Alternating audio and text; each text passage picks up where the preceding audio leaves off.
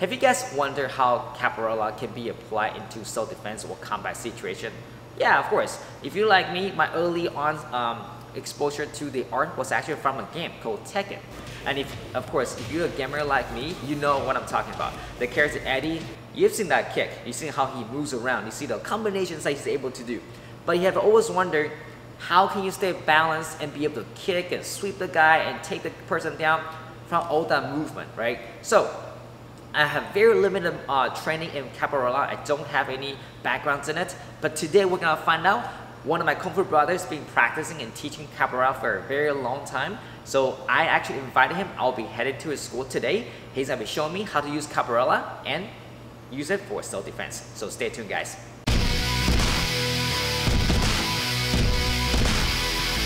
All right, Sing, so what do you have to show us today? A little bit of capoeira. That's awesome, because I have zero experience in this art. Okay. But that's great. I'm here to learn. I'm going to show you how you can show me and be able to teach me how to use this for self-defense and all the different mobility that you do. Okay, fantastic. So the essence of capoeira comes from Ginga. Ginga means to swing or move your body or stay in constant motion. And if you put that in comparison to any martial art, every martial art has a transportation system. Whether it's footwork, bouncing on the toes, shuffling, moving. As long as you're mobile, you're a less easy target. Agreed? Very true. Yeah, right. That's very true. Capoeira, where we stay a less easy target, is the Ginga, or the swing. Okay. The roots of capoeira are from enslaved Africans who were brought to Brazil to work with sugarcane plantations. So often, if they were able to escape, they were interested in being recaptured. Those that wanted them to work again wanted to recapture them. So when they're trying to do that, their tactics for self-defense or to avoid capture were based on being elusive and move. And then if you attempted to grab, they would strike back, off-balance you, knock you down, and try to get away. So that comes from Ginga. Okay, we call it the swing of the footwork. So the basics of Ginga, that's why when I teach it like a triangle. Like a triangle. If your feet are the base of the triangle, it's an equal triangle. The point needs to be directly between your feet behind you. So you take like 2 feet there, straight behind you. Perfect. Like this? Yes. So every time you go back, and your knees are always bent, and you take that foot back, your heel stays up, and you stay bent. It's almost like you're about to run. But usually just like running, if you're going to run, if your back leg is back, that hand is up, right? So you switch your hands. Like yes, just like that. If you're running, right? Oh, okay. Okay, that makes sense. So you're running. So once you're in this position, if you're going to change your base, you would step up to that base, which is the base of the triangle, change your hands, and take your other leg back. Okay. So literally, it's like you keep doing that, we're swinging our arms, we're swinging our body, we're shifting our base, we're not coming back to the same place. And if you're swinging your arms and legs, that means your head is moving. Yeah. It's not staying in the same place. So you transform your weight left to right. Absolutely. And your hinges constantly. So any attack or defense in capoeira is rooted in the Ginga. Okay. So there's no stances in capoeira. There's not, a boxing stance or a kicking stance or a punching stance. It's Ginga. So that's sort of like the fighting, I guess, your basic movement. Yes. On the feet. Right? On the feet. Always moving. So we teach Ginga and we teach some variations of Ginga. This is where it becomes very healthy for the body. Everything we do in balance motion capoeira is teaching you how to move constantly, because that's good for your health. Yes. No matter what your mobility level is. Correct. If you can move, you'll live longer. That's the way I look at it. Exercise is for the mind, right? Not the body. If your mind stays moving, everything flows a little bit better. And then it helps you improve your balance. That makes sense. So we teach probably 3 basic Ginga variations, if I can show you. Okay, yes. One is you're doing the basic Ginga here. Okay. And then if I really want to change the line, one thing I can do is shuffle to the side to get off the line. And then go back into my Ginga. And then I can shuffle to the side and go back. So how would you do that with me? If you put your feet again in the base, shift to one side, your base Ginga. We're going to shuffle to our left. So as soon as you bring your feet side by side, take 2 shuffles to your left. And then since your weight's already there, your right leg automatically goes back. Do it 3 more times. 2, 3, and now shuffle to the right. So this is what we call a Ginga variation. And shuffle to the left. Good. And one more shuffle to the right. Good. That's your base, right? We call it a side shuffle with Ginga. Another one is if you don't want to stay in the same spot and just go left and right, what? Someone's attacking you, you might need to go back. Correct. Right? So a way to go back is from this position. If you just happen to be here in Ginga, maybe you can't go to the side. Maybe you got, there's a bridge there or a wall.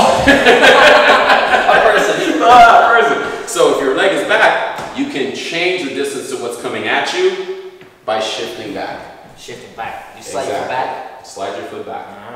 And then you can come back and resume your Ginga. So here, slide your foot back, right? Sometimes someone might just be attacking you up, it might be attacking you low, grabbing your legs, trying to tackle, move back, and then come back. Now notice when I move back, I don't necessarily put my feet together. You'll see this in Capoeira because we stylize and we play. So you'll see things where people will move and hey, but that's the game, right? Self-defense, you're going to keep your base. Do you ever retreat and then go back? And absolutely. You can go right back into that frame. So you can go here and retreat your way back, right? Or re-engage and come back. So that's kind of a escape, if you will. Many escapes in Capoeira, we call them esquivas. Esquivo? One way to escape, esquiva, right? So that's another base, side to side. Now when I use my hands, variations on the hands as I mentioned, if I go back because someone's coming towards me, maybe I want to stiff arm on my way back. Right? To block something. That's cool. Or I might want to swing on my way back to cover something. Or I may literally, if I go back, change my base and protect low. Someone's trying to grab my leg. Once I've changed my position, I make my hands an additional tool for self-defense. Okay? So that's side to side or back. Another way you can do it is to literally go straight back without turning your body sideways. So if I'm here, I can just step straight back. But you still stay in the base? Back to the base. Yes. Okay. And notice my base is here, not feet together. Like that. Always have a frame. Come back and go right back into the Ginga. Yeah, so it doesn't matter which leg. So 3 ways. Ginga variation side to side. Yep. Little shuffle. Okay. Ginga variation to the back. Escape the leg. Other side. With the hand. Or straight back. Open, cover, push. Any way you want to move your body, just get off the line of attack. Okay. Evasions and Capoeira are key. Okay, so that's the first thing you will teach is evasion, right? Yes. Sort of mobility and evasion. Mobility and evasion. Okay. Health defense, protect your knees, protect your mobility. Okay, right? That makes sense. Protect your hips, protect your mobility. Self-defense, protect your body by not keeping it in the plane of attack, comes from having good mobility. If you can't move, you can't fight. That's very true. That's very true. So a basic one that we would teach for the foot first is just a push and kick. Push and kick. Called benção. Means blessing. Doesn't feel like when you get hit though. It's a blessing to get hit. It's a blessing not to get hit.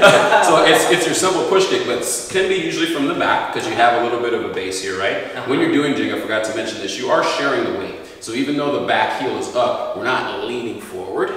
We're moving to our weight to maintain on both feet. So this is 50-50. Even when you go here, you're about 50-50. Now, if you were to benção or push kick, you push down on the front without bringing your head forward, lift that back leg, and you're gonna push with the whole foot. The whole foot. So it's not your toe kick, it's not a snap kick, it's a push. So when I push my leg forward, I push down in the ground, boom. Oh, interesting. Whole foot, and bring it all the way back. Or if you're traveling forward, you can push and then be in your Ginga here. Depends on how you want to do it. Okay. Most of the time you see someone's coming towards you, push, and get back, and you can go into your Ginga. So you just here and boom, push, whole foot. Boom. Yeah, and if you want to generate more power, right? Kind of a kinetic chain as you're here. When I push down and lean a little bit, I can send my foot forward. Right? More power into the motion. Makes sense. And I use my whole foot. The whole entire foot. Yeah, it's a punch. Think of it like a push. Like a ruler. Versus a snap. Okay, so yeah, so the power, that's excellent, comes from your hip, not just your knee.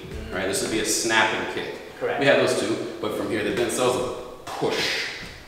Yes, whole foot is the contact surface. That's cool. We call that benção. So let's try 3. So if you're here, you can go 1, 2, base Ginga, 3. Your arm is up. You can keep it there, or you can switch the arm, push, and come back, protecting yourself. Here, push, and come back. Come back. Yeah, protect yourself. 3rd one, push, and come back. And notice, even when we're pushing, this knee is bent. I'm not standing up and locking to push. Oh, so you don't come pushing up. Down. No, stay. Boom. And back. So if my foot, if I can use you just a target, I will touch. Just boom. Nice. See it? My heel. Oh. Feel my heel, not my toe? Yeah. I have a big foot, so it covers your face. Take a photo. The other one is for self-defense. Martello. Martello is like hammer. Martello. Okay. Yeah, so it's like a round kick with a snap. Boom. Okay.